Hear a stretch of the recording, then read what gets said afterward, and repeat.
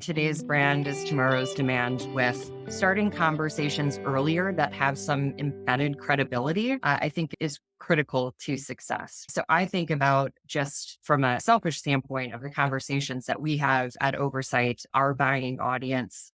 And oftentimes we do need that conversation earlier because part of what buyers deal with in any form or fashion of trying to solve a problem is starting well before a conversation is even sparked. The searching in their infancy of trying to understand A, do we even have a problem? B, have we acknowledged it? C, is there somebody that can solve this out there?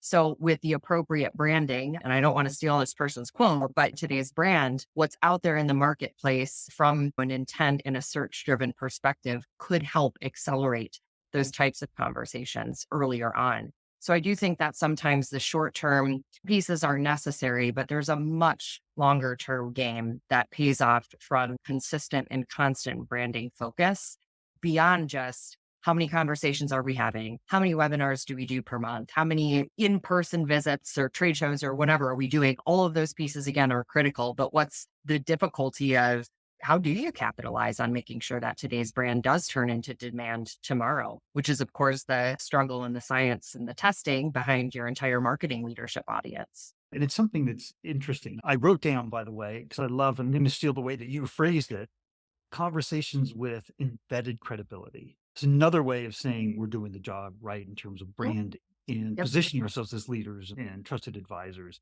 So I love that. And by the way, it's the CMO that said today's brand is tomorrow's demand. And I use it all the time. Her name is Jamie Geyer. She's just phenomenal.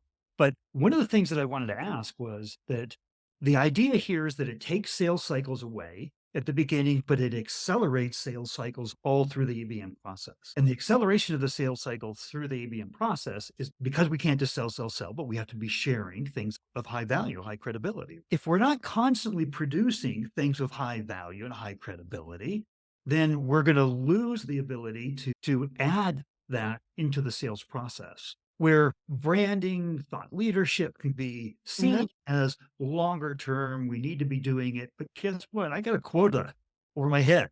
I got like very short term things that I'm trying to accomplish. Yes, it's setting up the brand.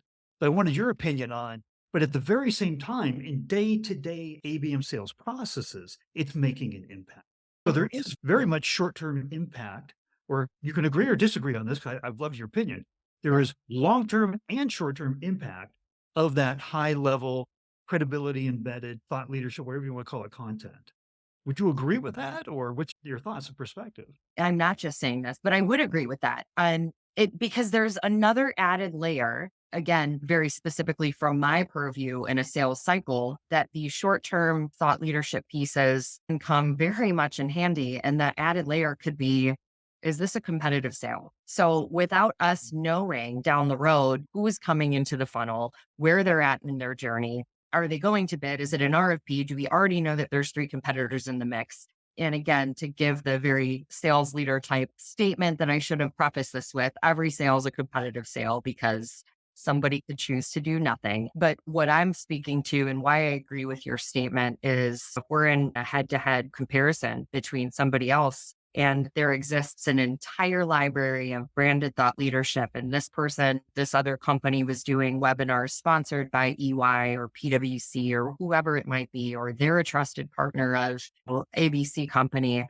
And we've not put the focus on that short term content. That later in a sales cycle, again, might create some question marks, objections to credibility. Why don't you have any branded webinars with somebody that's very prominent in the space or a managed service partner? Are you skilled in what you say you do? Do you have studies with Gartner? And then the floodgates tend to open from there where we're in a sales cycle then already on our heels, scrambling. And that's the danger point where then sales leaders run to marketing and go, hurry up, drum up something for me that can help accelerate this. Do we have anything from G2 sourced or whatever? Go through the archives.